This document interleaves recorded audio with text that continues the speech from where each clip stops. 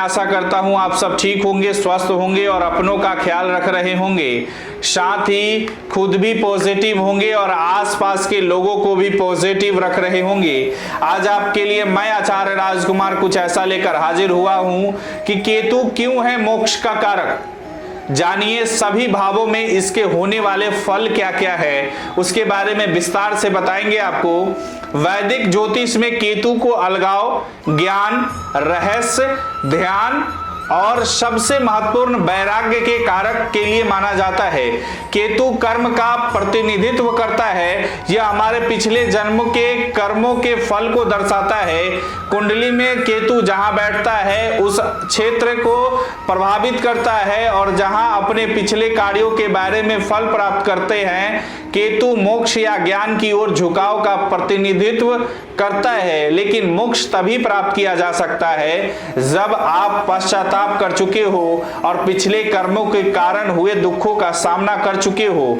कुंडली में केतु भाव जीवन का वह क्षेत्र है जहां आपको अपने प्रकाश के अंतिम लक्ष्य की ओर बढ़ने के लिए पीड़ा और कष्ट से गुजरना पड़ता है।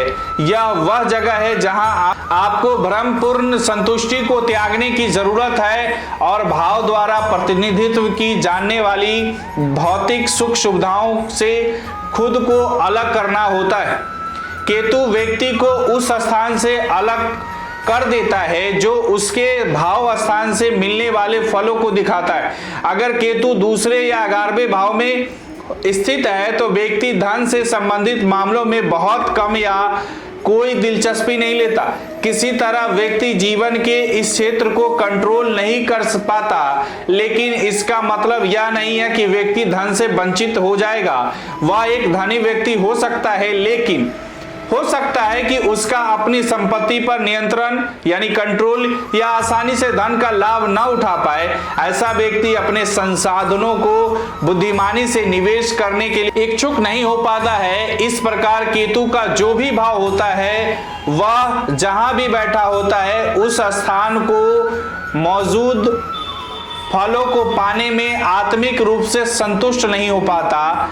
व्यक्ति की कुंडली में केतु जिस क्षेत्र का प्रतिनिधित्व करता है उस क्षेत्र में व्यक्ति को सबसे अधिक अनिच्छा और वैराग्य का सामना करना पड़ता है। व्यक्ति उस भाव के प्रभावों से घिरा हुआ महसूस करता है, लेकिन फिर भी अलग नहीं हो सकता है। इस तरह से भ्रम, मानसिक अशांति और संघर्ष का सामना करना पड़ता है। जिस भाव से केतु ज्यादातर जुड़ा हुआ है वहां व्याकुलता और हताशा व्यक्ति को उस भाव के मामले से अलग कर देती है, उचित रूप से फल नहीं मिल पाता है। वैदिक ज्योतिष में केतु का महत्व एक पुरानी कथा के अनुसार हिरण्यकश्यप की पुत्री सिंहिका का विवाह विप्रचिति से हुआ था। उसने स्वरभानु नाम के एक राक्षस को जन्म दिया। स्वरभानु देवों की तरह अमर होना चाहते थे। उन्होंने देवताओं और राक्षसों के बीच युद्ध के दौरान खुद को देव के रूप में छिपा लिया, फिर छल द्वारा अमृत पिया। भगवान विष्णु ने उन्हें पहचान लिया और उन्होंने अपने चक्र से स्वरभानु का सिर उनके शरीर से अलग कर दिया, लेकिन तब तक अमृत स्वरभानु के गले तक पहुंच गया। इसलिए सिर वाला हिस्सा राहु के रूप जाना जाने लगा, जबकि दूसरे आधे हिस्से को केतु कहा गया। इसी कारण केतु को मोक्ष का कारक ग्रह कहा जाता है। केतु को कई अलग अलग नामों से जाना जाता है, जैसे ध्वज, शिखी और राहु पूछ। जन्म कुंडली में केतु का प्रभाव प्रत्येक अलग अलग राशियों में अलग अलग फल देता है। यदि आपकी कुंडली में केतु मीन में है तो वह अपनी ही राशि और स्वराशि में माना जाता है।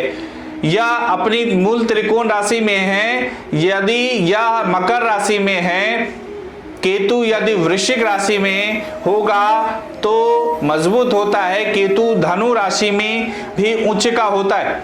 केतु वृष राशि में नीच का है। मिथुन राशि में होने पर भी यह नीच का होता है। केतु की यह स्थिति उच्च अवस्था के ठीक विपरीत होती है। नीच का केतु व्यक्ति को असहाय और अलग महसूस कराता है। केतु अपने आप में कोई ग्रह नहीं है और अपने आप में पूर्ण भी नहीं है। एक ही राक्षस के दो भाग हुए, सिर वाला भाग राहु हुआ तो पूंछ वाला भाग केतु हुआ।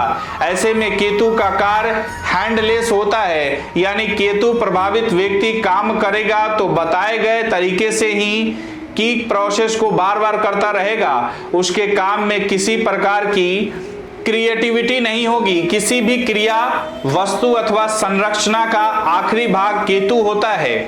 केतु राहु की तरह अपने प्रभाव सीधे सीधे नहीं देता। जिस ग्रह और राशि के प्रभाव में होगा उसी के अनुसार फल देगा। लाल किताब के अनुसार तो जिस भाव में होगा उसी भाव के अनुसार फल देगा। परंपरागत ज्योतिष में तो इसे कुंजवत यानी मंगल के जैसा कहा गया है। जातक की कुंडली में केतु निशान बनाने वाला होता है। किसी जातक की कुंडली में जिस भाव और राशि में केतु होता है, काल पुरुष की कुंडली के हिसाब से जातक के शरीर में उस हिस्से में कटे, जले अथवा चोट के निशान होने की सर्वाधिक संभावना होती है। विभिन्न भावों में केतु का प्रभाव और उसके उपाय की बात करें।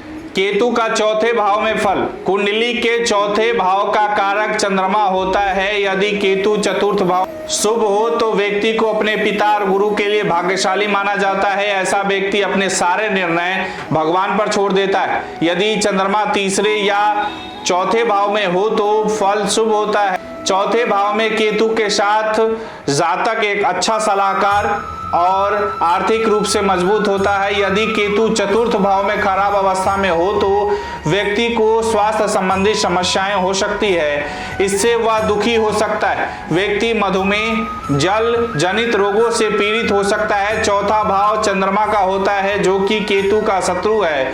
यदि चतुर्थ भाव में शुभ केतु स्थित हो तो जातक भगवान से डरने वाला और अपने पिता तथा गुरु के लिए भाग्यशाली होता है। ऐसा जातक को गुरु के आशीर्वाद के बाद ही जातक को पुत्र की प्राप्ति होती है। पुत्र दीर्घायु होता है, लंबे उम्र तक जीने वाला होता है। ऐसा जातक अपने सभी निर्णय भगवान पर छोड़ देता है। यदि चंद्रमा तीसरे भाव या चौथे भाव में हो तो शुभ परिणाम मिलते हैं। ऐसा जातक एक अच्छा सलाहकार होता है, उसे कभी भी पैसे की कमी नहीं रहती। यदि केतु इस भाव में अशुभ हो तो जातक अप्रसन्न रहेगा, उसकी मां को कष्ट होगा, खुशियां कम होंगी, जातक मधुमेह रोग से पीड़ित होगा। 36 साल की उम्र के बाद ही बेटा पैदा होगा। ऐसा जातक को पुत्र की तुलना में पुत्रियां अधिक होती है। केतु चतुर्थ भाव के उपाय: एक कुत्ता पाले, मन की शांति के लिए चांदी पहने, बहते पानी में पीली चीजें बहाएं। अगर आपको यह वीडियो अच्छी लगी हो तो इसे फेसबुक और यूट्यूब पर शेयर और लाइक जरूर करें। इसी तरह और भी वीडियो देखने के लिए जुड़े रहे गणपति ज्योतिष संस्थान से। अपने विचार हमें कमेंट बॉक्स में जरूर भेजें।